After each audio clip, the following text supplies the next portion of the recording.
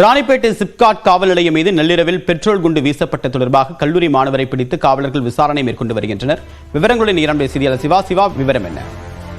நிச்சயமாக தேவா, ராணிப்பேட்டை அடுத்த சிப்காட் காவல் நிலையம் சிப்காட் D2 காவல் நிலையத்தில் இரவு நைட்டு முகமூடி அணிந்த மர்ம நபர்கள் இரண்டு பெட்ரோல் குண்டு வீழ்ச்சிய சம்பவம் ஏற்பட்டிருக்கு. இதையடுத்து அங்க தமிழரசன், பிரபல ரவுடியான தமிழரசன் உட்பட ஒரு 10க்கும் மேற்பட்டோர் போலீசார் பிடித்திருந்தாங்க. இதுல பாத்தீங்கன்னா புவனேஸ்வரன் என்ற ஒரு இளைஞனை கல்லூரி மாணவன் கூட்டு போலீசார் விசாரணை மேற்கொண்டாங்க. இதனால் அவர்கள் பெற்றோர்கள் சிப்காட் காவல் போலீசாரிடம் வாக்குவாதத்தில் ஈடுபட்டாங்க தேவா.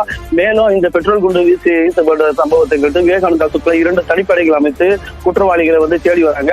மேலும் CCTV அடிப்படையில் இருந்த குற்றவாளிகளை தற்போது தேடி வருகின்றனர். இந்த சிப்காட் காவல் நிலையத்தில் பெட்ரோல் குண்டு வீசிய சம்பவம் பெரும் பரபரப்பை ஏற்படுத்தியிருக்கிறது தேவா ராணிப்பேட்டையில. உங்களுடைய விரிவான தகவலுக்கு நன்றி சிவா.